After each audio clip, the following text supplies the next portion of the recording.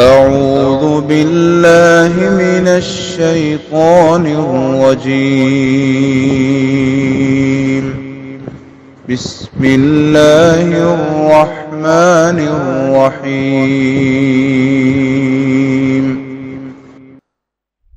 السلام علیکم ورحمۃ اللہ وبرکاتہ۔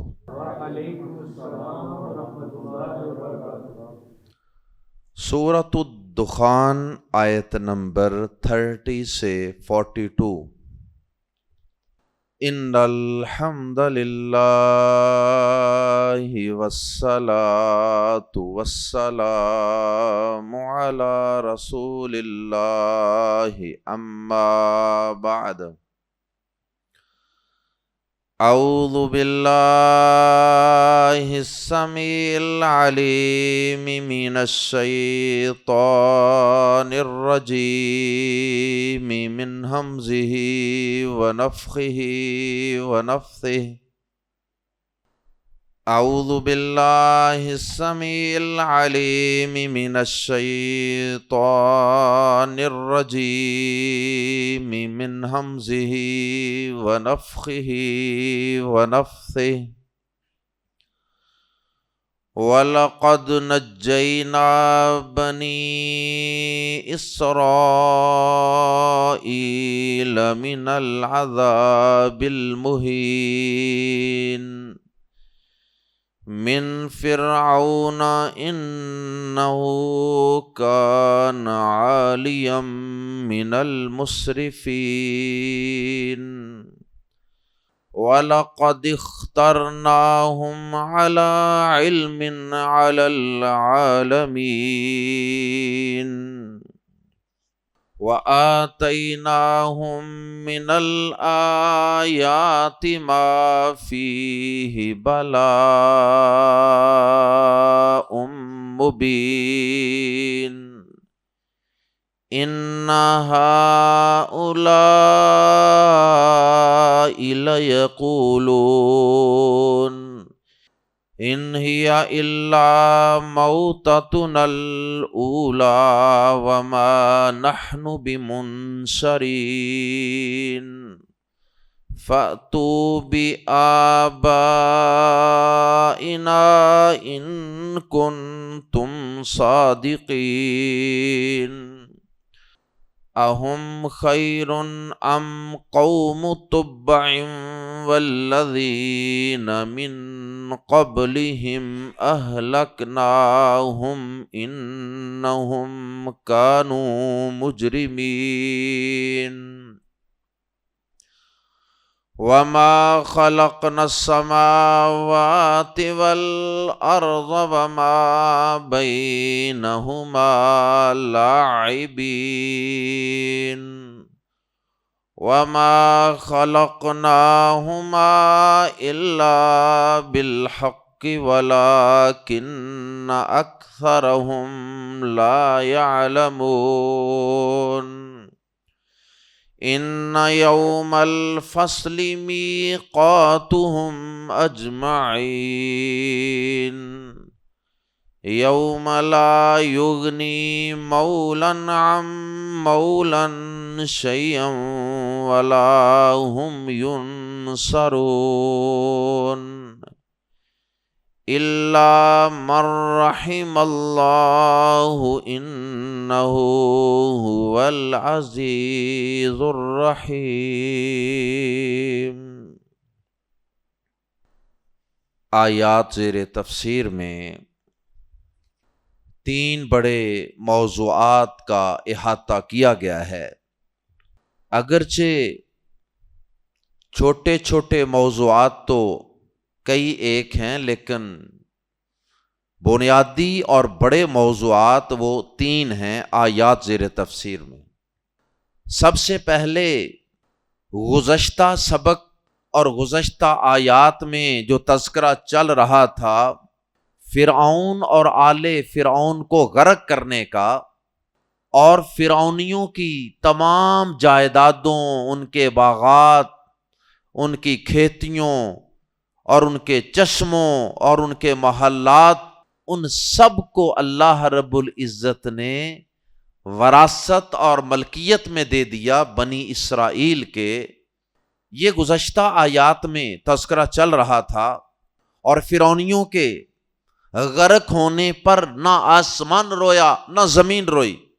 تو سب سے پہلے گزشتہ آیات ہی کا مضمون جاری رکھتے ہوئے اللہ رب العزت نے بنی اسرائیل پر اپنے کچھ احسانات بیان فرمائے، انہیں اپنے کچھ احسانات یاد دلائے ہیں، اور صرف انہیں ہی یہ احسانات نہیں یاد دلائے بلکہ اللہ رب العزت نے ان احسانات کو یاد دلانے کے ساتھ ساتھ نبی پاک صلی اللہ علیہ وسلم اور مسلمانوں کو بھی تسلی دی ہے، اور مکہ کے بڑے بڑے جباروں اور بڑے بڑے ظالم لوگوں اور سرداروں کو بھی اللہ پاک نے ایک قسم کی تنبیہ فرمائی کہ تم سے پہلے اتنے جاہو جلال والا، اتنی شان و شوکت اور اتنی قوت اور طاقت اور اتنی لشکروں اور فوجوں کا مالک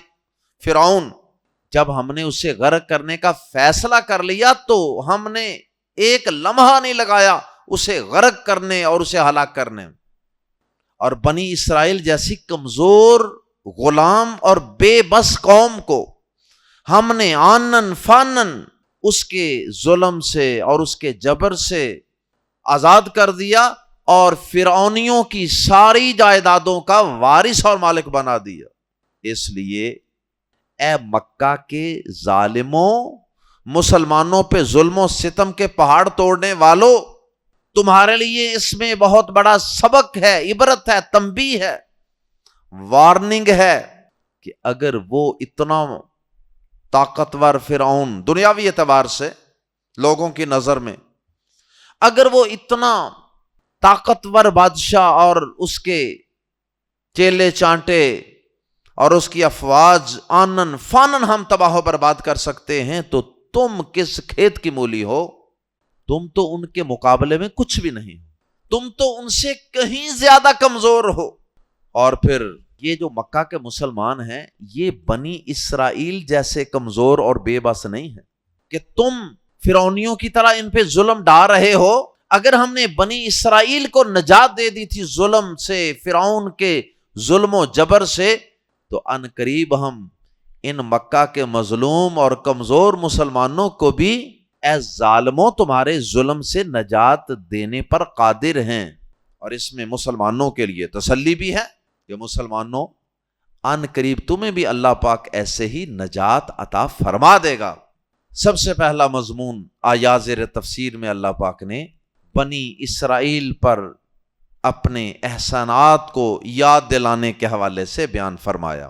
آئیے پہلے اسی مضمون کو پڑھتے ہیں، پھر آگے بڑھتے ہیں۔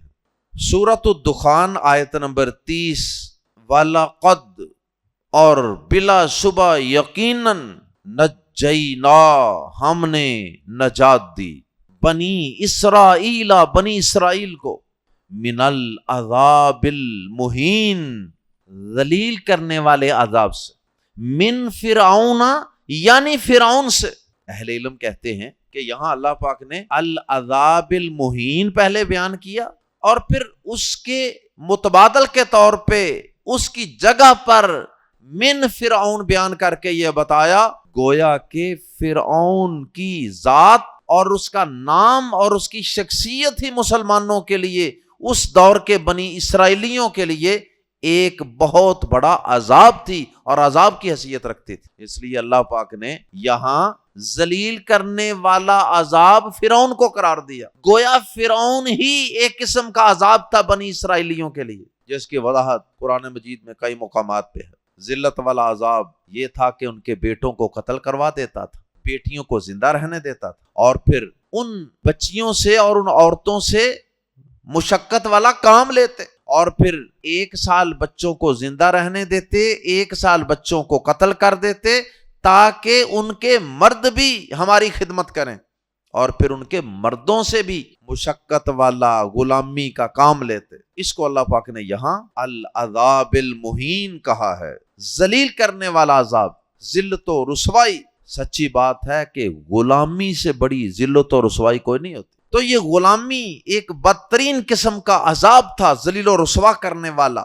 اللہ پاک فرماتے ہیں وَلَقَدْ نَجَّيْنَا بَنِي إِسْرَائِيلَ مِنَ الْعَذَابِ الْمُهِينِ مِنْ فِرْعَوْنَ، اور بلا شبہ یقیناً ہم نے بنی اسرائیل کو ذلیل کرنے والے عذاب سے نجات دی، یعنی فرعون سے. اور اہل علم نے یہاں وَلَقَدْ کا جو لفظ ہے اس کے متعلق بڑا دلچسپ نقطہ بیان کیا. اللہ پاک کہ کسی ایک لفظ اور ایک حرف میں بھی اللہ کے کلام میں کوئی بھی بات بے مقصد اور بے فائدہ نہیں ہوتی.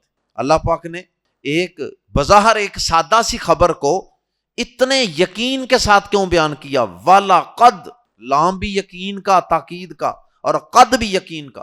وَلَقَدْ، اور بلا شبہ یقیناً. اور بعض اہل علم کے نزدیک تو یہ جو لقد ہے یہ 2 دفعہ یقین ہوتا ہے، تو اس لیے یہ قسم کے برابر بھی درجہ رکھتا ہے. گویا کہ اللہ پاک قسم اٹھا کر فرما رہے ہیں کہ لوگوں تمہیں بظاہر اس بات پر یقین نہیں آ رہا ہوگا کہ اتنی پسی ہوئی اور اتنی غلامی میں جکڑی ہوئی، نسل در نسل غلامیاں کرتی ہوئی قوم، ایسی قوم کو اتنے سرکش، اتنے ظالم، اتنے شان و شوکت والے، قوت والے، لشکروں والے، کیلوں والے، میخوں والے فرعون سے بھلا کس طرح نجات دی جا سکتی ہے؟ جبکہ اس دور میں کوئی ان کے خلاف، اس فرعون کے خلاف کوئی سوشل میڈیا پہ تحریک چلانے والا، کمپین چلانے والا بھی نہیں تھا. کوئی بنی اسرائیل کے ظلم کے حق میں آواز اٹھانے والا نہیں تھا، اور کوئی دوسرا حکمران آ کر بنی اسرائیلیوں کی مدد کرنے والا موجود نہیں تھا دنیا میں. ایسے حالات میں کیسے ممکن تھا؟ بظاہر تو ممکن نہیں لگتا تھا. اس لیے اللہ پاک نے وَلَقَدْ کا لفظ استعمال کر کے یقین دلانے کے لیے فرمایا کہ اس میں کوئی شک ہی نہیں ہے کہ ہم نے واقعی بنی اسرائیل کو، ایسی بے بس اور کمزور قوم بنی اسرائیل کو، اتنے طاقتور شان و شوکت والے ظالم اور جابر بادشاہ سے واقعی ہم نے نجات دے دی. یہ تمہیں بات بڑی انہونی لگ رہی ہوگی، لیکن اللہ تعالیٰ فرماتے ہیں ہم نے یہ کر کے دکھایا. وَلَقَدْ نَجَّيْنَا بَنِي إِسْرَائِيلَ مِنَ الْعَذَابِ الْمُهِينِ مِنْ فِرْعَوْنَ إِنَّهُ، بے شک وہ کانا تھا، عالیاً بلند، علوًا بلندی مراد سرکش، اپنے آپ کو اللہ کے مقابلے میں اونچا سمجھنے والا. انہو کان عالیاً، بے شک وہ سرکش شخص تھا. من المسرفین، حد سے بڑھنے والوں میں سے. جو لوگ حد سے بڑھ جاتے ہیں نا، یہ ان میں سے ایک شخص تھا جو بڑا سرکش تھا، بڑا سرکش، بڑا باغی، بڑا متکبر. عالیاً، ایسے شخص سے ہم نے نجات دے دی، بنی اسرائیل جیسی مظلوم اور کمزور بے بس سی قوم کو. ہماری قدرت اور طاقت ہے کہ نہیں؟ اگر ہم کسی کی مدد کرنا چاہیں، کسی کو نجات دینا چاہیں تو یوں بھی نجات دے دیا کرتے ہیں. اس لیے اے مکہ کے مظلوم مسلمانوں، تم بھی پر امید رہو، ان قریب تمہیں بھی ایسے نجات ملے گی. اور پھر ملی. 13 سال کے قلیل عرصے کے بعد اللہ پاک نے مسلمانوں کو مکہ کے بڑے بڑے جباروں، سرداروں کے ظلم سے نجات دے دی، اور مسلمانوں کو مدینہ منورہ میں ہجرت کرنے کا حکم دے دی. اور پھر اللہ پاک نے ایک تو یہ احسان بیان کیا کہ ہم نے نجات دی تمہیں، اور ایک یہ بھی اگلی آیت میں بیان فرمایا وَلَقَدْ، اور بلا شبہ یقیناً، اخترنا، ہم نے چن لیا. اختر کئی لوگ نام رکھتے ہیں، اختر چنا ہوا. اخترنا، ہم نے چن لیا، ہم انہیں، علی علم، علم کی بنیاد پر، علی العالمین، جہانوں پر، اقوام عالم پر. دوسرا احسان ہم نے ان پر یہ کیا، بنی اسرائیل پر، کہ ہم نے ان کے دور میں جتنی اقوام تھی نا، ان سب اقوام میں سے اس قوم کو نبی بھیجنے کے لیے، رسالت کے لیے، کتابیں بھیجنے کے لیے منتخب کر لیے. اور ساری اقوام عالم پر، پورے جہان پر، پوری دنیا پر اس وقت ہم نے ان کو سب سے زیادہ شان و شوکت عطا کی، اگرچہ درمیان میں کچھ وقت کے لیے یہ اپنی نادانیوں، کمزوریوں اور جہاد سے اعراض اور نفرت کی وجہ سے غلامی کی زندگی گزارتے رہے، لیکن اوورآل ہم نے ان کو تمام اقوام عالم، تمام جہانوں پر چن لیا تھا۔ کس کے لیے؟ عزت کے لیے، وقار کے لیے، اور یہ چننا علی علم، علم کی بنا پر تھا۔ ہمیں سارا علم تھا، ان کی خوبیوں کا بھی علم تھا اور ان کی کمزوریوں کا بھی علم تھا۔ ثابت ہوا کہ اللہ پاک کسی قوم یا کسی انسان کی خوبیاں خامیاں دونوں دیکھتے ہیں۔ تو اصل چیز یہ ہوتی ہے کہ کسی میں خوبیاں زیادہ ہیں کہ خامیاں زیادہ، تو ان میں خوبیاں اللہ کو زیادہ نظر آئیں، تو اللہ پاک نے بہرحال اپنے علم کی بنیاد پر انہیں چن لیا تمام جہانوں پر۔ تمام جہانوں سے مراد اس دور کے تمام لوگ اور تمام اقوام، کیونکہ قیامت تک آنے والے لوگ مراد نہیں ہیں۔ بعد میں اللہ پاک نے یہ بہترین امت کا جو ٹائٹل اور خطاب ہے یہ ان سے چھین کر امت محمد صلی اللہ علیہ وسلم کو عطا کر دی، جیسا کہ قرآن مجید میں ہے سورہ آل عمران، کنتم خیر امت، تم بہترین امت ہو۔ امت خیر کا ٹائٹل اور لقب اللہ پاک نے عطا کر دیا مسلمانوں کو۔ وَآتَيْنَاهُمْ، اور ہم نے دیں ہم انہیں من الآیاتی، وہ نشانیاں، ما جو فیہ، جن میں بلاء، آزمائش تھی، مبین، واضح، اور ہم نے انہیں وہ نشانیاں دیں جن میں واضح آزمائش تھی۔ آزمائش جو ہوتی ہے نا، مصیبت اور انعام دونوں معنوں میں استعمال ہوتی ہے۔ یہ بلا ان کا لفظ یعنی آزمائش جو ہے یہ دونوں طرح ہوتی ہے، کسی مصیبت میں ڈال کر بھی آزمائش ہوتی ہے اور انعامات سے نواز کر بھی آزمائش ہوتی ہے۔ تو یہاں مراد ہے انعامات عطا کر کے، جو ہم نے تم پر احسانات کیے نا، وہ احسانات کر کے تم پر تمہاری آزمائش کی۔ جیسے ہم نے تمہیں آزادی دی، یہ ایک آزمائش تھی نا، فرعون سے آزادی دینے کے بعد تمہاری آزمائش تھی۔ اسی طرح صحرا میں کھانے پینے کا بندوبست کر دیا، من و سلویٰ کا۔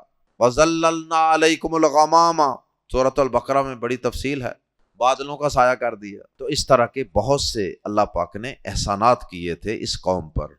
وَآتَيْنَاهُم مِّنَ الْآيَاتِ مَا فِيهِ بَلَاءٌ مُّبِينٌ، اور ہم نے انہیں وہ نشانیاں دیں جن میں واضح آزمائش تھی، یعنی ان پر وہ احسانات کیے جن میں ان کے لیے واضح آزمائش تھی اور ان کا واضح امتحان تھا کہ جو اس پر اللہ کا شکر ادا کرتے ہیں۔ کہ یہاں حضرت موسیٰ علیہ السلام کا، بنی اسرائیل کا اور فرعون کا تذکرہ ختم ہوا، اور یہ قصہ درمیان میں جملہ معترضہ کے طور پہ آیا تھا۔ اصل سلسلہ کلام جو پیچھے چل رہا ہے وہ تھا اللہ پاک قریش سے، کفار مکہ سے مخاطب تھے۔ درمیان میں اللہ پاک نے ان کو بتانے کے لیے، سمجھانے کے لیے حضرت موسیٰ علیہ السلام کا واقعہ بیان کیا تھا۔ تو پہلے جو سلسلہ چل رہا تھا وہی سلسلہ کلام دوبارہ شروع کیا جا رہا ہے اگلی آیت سے، اِنَّ ہَؤُلَاءِ سے۔ پھر دوبارہ مکہ کے کافر مراد ہیں، اور انہیں چونکہ مرنے کے بعد دوبارہ زندہ ہونے پر یقین نہیں تھا، قیامت قائم ہونے پر یقین نہیں تھا، اللہ پاک نے دوبارہ اسی موضوع کو شروع کر دیا۔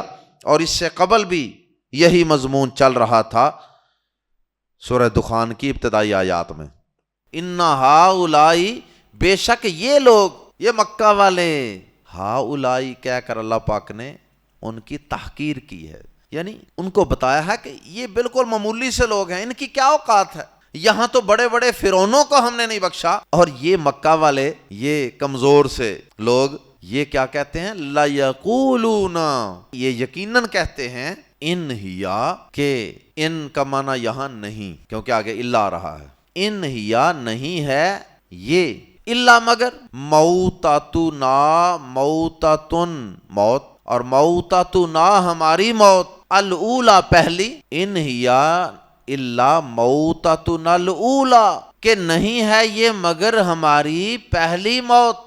مراد یہ ہے کہ یہ کافر، یہ مکہ والے یہ کیا کہتے ہیں؟ یہ کہتے ہیں جی کہ بس ہماری تو پہلی موت ہی آخری موت ہے، بس اس کے بعد کوئی موت نہیں۔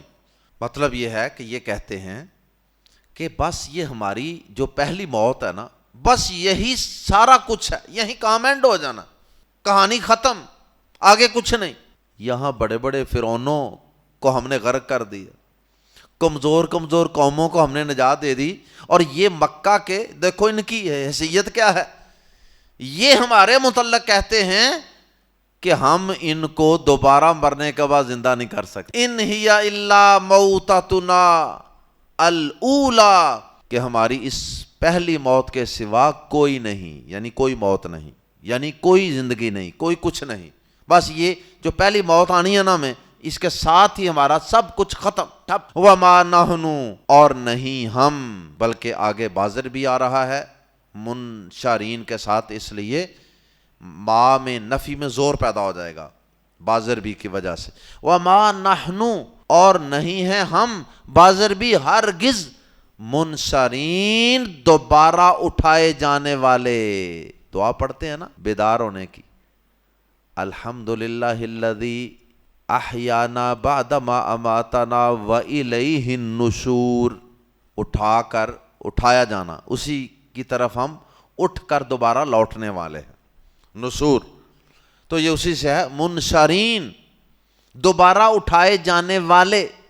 وما نحن بمنشرین، اور نہ ہم کبھی دوبارہ اٹھائے جانے والے ہیں۔ یہ کہتے ہیں کہ ہماری اس پہلی موت کے سوا کوئی نہیں، یعنی کوئی موت نہیں، کوئی کچھ نہیں، اور ہم کبھی دوبارہ اٹھائے جانے والے نہیں ہیں، بس یہ ہماری پہلی موت ہی سارا کچھ ہے، آخر ہے، اینڈ ہے، قصہ ختم ہو جائے گا، زندگی ختم، زندگی موت کا سلسلہ ختم۔ اور پھر مزید یہ مرنے کے بعد کی زندگی پہ اعتراض کرتے ہوئے یہ احمق، یہ بے وقوف، یہ کم عقل کیا کہتے ہیں؟ کہتے ہیں فَأْتُو، پس لے آؤ، بِآبَائِنَا، بازر بھی کو پریپوزیشن ہے حرف جار، لے آؤ بازر بھی کو، کس کو؟ آبائنا، ہمارے باپ دادا کو، ہمارے بڑے دادے پڑدادے جو ہے نا، لکڑ دادے، ان کو لے آؤ، مراد ہے ان کو زندہ کر کے ہمارے سامنے پیش کرو۔ مسلمانوں ان کن تم، اگر ہو تم صادقین، سچے۔ لو یہ کتنی احمقانہ بات، کیسا جاہلانہ مطالبہ ہے کہ اگر تم سچے ہو نا کہ مرنے کے بعد انسان دوبارہ زندہ ہوگا، چلو ہمارے جو 50-100 سال پہلے جو باپ دادا فوت ہوئے تھے نا، قبروں میں مدفون ہیں، ذرا انہیں زندہ کر کے ہمارے سامنے پیش کرو۔ بھائی مسلمانوں نے، نبی پاک صلی اللہ علیہ وسلم نے یہ دعویٰ کب کیا ہے کہ ہم ان کو زندہ کر سکتے ہیں؟ دنیا میں تو زندہ کرنے کی بات ہی کوئی نہیں کی کسی نے، وہ زندگی تو ہے قیامت کے دن کی، اور تم ان کو اس دنیا میں زندہ کرنے کی بات کر رہے ہو۔ پھر دوسری بات یہ ہے کہ مسلمانوں نے یا نبی پاک صلی اللہ علیہ وسلم نے یہ کب کہا کہ میں زندہ کر سکتا ہوں؟ نبی کا تو یہ اختیار ہی نہیں ہے۔ ہاں موجزانہ طور پہ جیسے اللہ پاک کسی نبی کو کوئی موجزہ دے دے تو الگ بات ہے، لیکن اصل تو یہ اختیار اللہ کے پاس ہے، زندہ تو اللہ نے کرنا ہے، لوٹ کے تو ہم نے اللہ کے پاس جانا ہے، میدان محشر میں اللہ کے سامنے پیش ہونا ہے۔ اس لیے یہ تمہارا مطالبہ بڑا ہی عجیب و غریب ہے۔ اہم، اس لیے یہ اتنا ان کا عجیب اور مضحکہ خیز مطالبہ تھا کہ اللہ پاک نے اس کا جواب ہی نہیں دیا، کہ اس قابل ہی نہیں کہ اس کا جواب دیا جائے۔ ہاں البتہ اللہ پاک نے ان کو تنبیہ ضرور کی ہے، وارننگ دی ہے، ڈرایا ضرور ہے سابقہ اقوام کا ذکر کر کے۔ اہم، کیا ہم، یہ لوگ، خیرون، بہتر ہیں، یعنی دنیاوی اعتبار سے مضبوط ہیں، سٹرونگ ہیں، شان و شوکت والے ہیں، قوت طاقت والے ہیں۔ اہم خیرون، کیا یہ بہتر ہیں؟ ام، یا قوم تبع، یا قوم تبع۔ یہ تبع جو ہے یہ یمن کے ایک قبیلے کے بادشاہوں کا لقب تھا، جس طرح روم کے بادشاہ کا لقب کیا ہے؟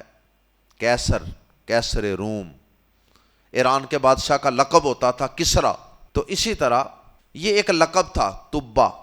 تو اللہ تعالیٰ فرماتے ہیں اہم خیرن، کیا یہ بہتر ہیں، یعنی دنیاوی اعتبار سے، دنیاوی سٹیٹس، شان و شوکت، قوت، طاقت، کیا یہ مکہ والے کافر بہتر ہیں، زیادہ مضبوط ہیں، ام یا قوم تبا، یا قوم تبا؟ انہیں بھی اللہ پاک نے ہلاک کیا تھا نا، اس قوم کو بھی۔ اللہ پاک فرماتے ہیں کیا یہ لوگ بہتر ہیں یا تبا کی قوم؟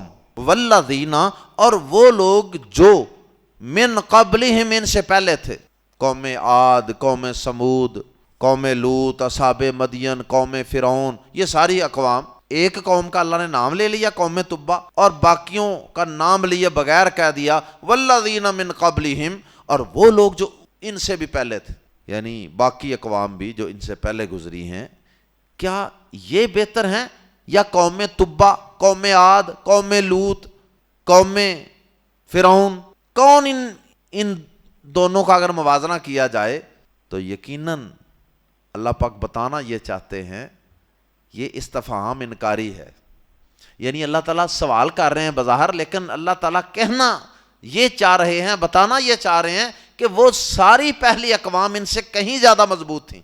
اہلکناہم، ہم نے انہیں ہلاک کر دیا، انہم، بے شک وہ، کانو، تھے، مجرمین، مجرم، کریمنلز، انہم کانو مجرمین، دیور کریمنلز، وہ مجرم تھے، تو اس لیے ہم نے مجرموں کو ہلاک کر دیا۔ تو پھر یہ کس کھیت کی مولی ہیں، یہ کس بیس پر اتنا اکڑتے ہیں اور مسلمانوں کو اتنا ستاتے ہیں اور مرنے کے بعد کی زندگی کا انکار کرتے ہیں؟ یہ تھا منکرین قیامت کا تذکرہ اور ان کی تردید، اور آخر میں اللہ پاک نے یہ بات بیان فرمائی ہے انہیں سمجھانے کے لیے اور قیامت تک آنے والے انسانوں کو سمجھانے کے لیے کہ یہ کائنات میں نے بے مقصد پیدا نہیں کی۔ اس کائنات کو، سورج، چاند، ستاروں، ہواؤں، بادلوں کو، پھولوں کو، اجناس کو، یہ خوبصورت انسانوں کو پیدا کرنے کا ایک مقصد ہے، یہ کوئی کھیل کود نہیں ہے۔ جس طرح بچے ریت کے ڈھیر پر یا مٹی کے ڈھیر پر بیٹھ کے وہ کار کوٹھے بناتے ہیں اور پھر گرا دیتے ہیں، اللہ پاک فرماتے ہیں یہ کائنات میں نے بے مقصد پیدا نہیں کی، اس کا ایک مقصد ہے، یہ تمہارے امتحان کے لیے بنائی ہے، اور اس کے بعد تمہیں مرنے کے بعد میرے پاس واپس آنا ہے۔ یہ سورج ایسے ہی بے مقصد روزانہ طلوع اور غروب نہیں ہو رہا۔ وما خلقنا، اور نہیں ہم نے بنایا، پیدا کیا، السماواتی والارض، آسمانوں اور زمین کو، وما، اور جو کچھ بینہما، ان دونوں کے درمیان ہے، لاعبین، کھیلتے ہوئے، لاعب کھیلنے والا، ملعب کھیلنے کی جگہ، سٹیڈیم وغیرہ، پلے ایریا، لاعبین، چونکہ یہ حالت نصب میں ہے اس لیے ترجمہ کر رہے ہیں کھیلتے ہوئے، اور ہم نے آسمانوں اور زمین کو اور جو کچھ ان کے درمیان ہے کھیلتے ہوئے نہیں بنایا۔ مقصد ہے، اللہ تعالیٰ کہنا یہ چاہتے ہیں کہ بے مقصد نہیں بنایا، یہ کوئی کھیل تماشا نہیں ہے۔ ما خلقنا، نہیں ہم نے پیدا کیا، ہما، ان دونوں کو، الا بالحق، مگر حق کے ساتھ، یعنی حق کے ساتھ مطلب با مقصد، نہ حق پیدا نہیں کیا، حق کے ساتھ پیدا کیا، مقصد کے ساتھ پیدا کیا ہے۔ ولیکن، اور لیکن، اکثرہم، ان کے اکثر، یعنی لوگوں کے اکثر، لا یعلمون، نہیں جانتے۔ لیکن لوگوں کی اکثریت وہ ان اللہ کی نعمتوں کو دیکھتی بھی ہے، ان کو استعمال بھی کرتی ہے، کھاتی ہے، پیتی ہے، سوتی ہے، انجوائے کرتی ہے، لیکن غور ہی نہیں کرتی، اور ان ساری چیزوں کے مقصد کو نہ سمجھتی ہے، نہ اس پہ غور کرتی ہے، نہ اس کو پورا کرتی ہے۔ اور آگے اللہ پاک نے وہ مقصد بتا بھی دیا ہے، اور ان کا وہ جو مطالبہ تھا نا کہ ہمارے باپ دادا کو پیدا کر کے دکھاؤ، اس کا جواب بھی ہے، ان یوم الفصل، یقیناً فیصلے کا دن، میقاتہم، ان کا مقرر وقت ہے۔ میقات مقررہ جگہ کو بھی کہتے ہیں اور مقررہ وقت کو بھی کہتے ہیں۔ حج عمرے کے لیے جاتے ہیں تو میقات مقررہ جگہ ہے نا، خانہ کعبہ کے اطراف میں، جہاں سے احرام کی نیت کی جاتی ہے، تو میقات مقررہ جگہ یا مقررہ وقت، یہاں مقررہ وقت مراد ہے۔ ان یوم الفصل یقیناً فیصلے کا دن، میقاتہم ان کا مقرر وقت ہے، اجمعین سب کا، سب انسانوں کا مقرر وقت ہے، فیصلے کا دن، قیامت کا دن۔ اس دن فیصلے ہوں گے کس نے اس زندگی کو با مقصد گزارا اور کس نے بے مقصد گزار دیا اور سمجھا ہی نہیں، غور ہی نہیں کیا۔ آگے اس دن کی سختی اور ہولناکی کا تذکرہ فرمایا یوم، جس دن لا یغنی نہیں کام آئے گا، نہیں کفایت کرے گا، نہیں کام آئے گا، مولن کوئی دوست، کوئی تعلق والا۔ یہ مولا کا لفظ کئی معنوں میں آتا ہے، قریبی رشتہ دار، تعلق والا، ریلیشن والا، دوست، غلام بھی، مالک بھی، کئی معنوں میں آتا ہے۔ یوم لا یغنی، جس دن کام نہیں آئے گا، مولن کوئی دوست، ام مولا کسی دوست کے، شیئا کچھ بھی، ولا ہم اور نہ ہی وہ، ینصرون مدد کیے جائیں گے، اور نہ ہی باہر سے آ کر کوئی ان کی مدد کرے گا۔ اللہ اکبر، اللہ محفوظ فرمائے اس دن کی ہولناکیوں سے۔ اور آگے اللہ پاک نے اپنی رحمت کا تذکرہ کر دیا، فرمایا اللہ سوائے یا مگر، من جس پر رحم اللہ اللہ رحم فرما دے، مگر جس پر اللہ نے رحم کیا، اللہم اجعلنا منہم، اللہ من رحم اللہ، مگر جس پر اللہ نے رحم کیا۔ پیارے نبی صلی اللہ علیہ وسلم نے بھی صحابہ کو یہی بات بیان فرمائی تھی نا کہ اے میرے صحابہ، اپنے عملوں کی بنیاد پر تم میں سے کوئی جنت میں نہیں جا سکے گا۔ صحابہ نے کہا اللہ کے نبی صلی اللہ علیہ وسلم آپ بھی؟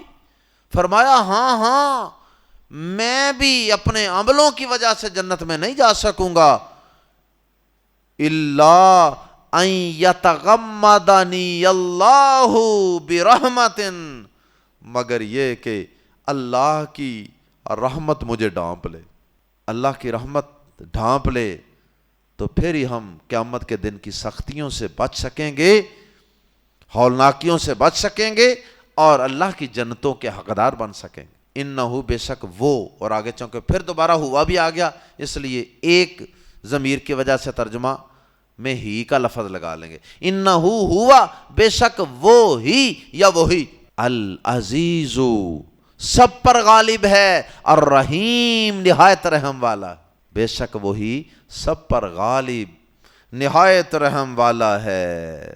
اللہ اکبر، مطلب یہ کہ وہ سب پر غالب ہے، جو وہ فیصلہ کر دے گا وہ نافذ ہو کر رہے گا۔ ایسا نہیں ہے کہ وہ کوئی فیصلہ کرنا چاہے، کسی پر رحم کرنا چاہے اور کوئی اس پر رحم ہونے نہ دے، ایسا نہیں ہوگا۔ اللہ اکبر، الرحیم، وہ سب پر غالب ہونے کے باوجود بڑا رحیم ہے، بڑا رحم کرنے والا ہے۔ ایسا نہیں ہے کہ وہ سب پر غالب ہونے کی وجہ سے اپنے بندوں پر ظلم کرنا شروع کر دے کہ میرے پاس اختیار ہے، ایسا بھی نہیں، وہ کسی پہ ظلم بھی نہیں کرتا، وہ بڑا رحیم ہے۔ اللہ ہم سب کو اس زندگی کے مقصد کو سمجھنے کی توفیق عطا فرمائے۔ اللہ ہمیں اپنی زندگیوں کو با مقصد بنانے کی توفیق عطا فرمائے، اور قیامت کے دن اللہ ہمیں اپنی رحمت سے ڈھانپ کر اپنی جنتوں میں لے جائے۔ وما علینا الا البلاغ المبین، سبحانک اللہم وبحمدک، اشہد ان لا الہ الا انت، استغفرک واتوب الیک۔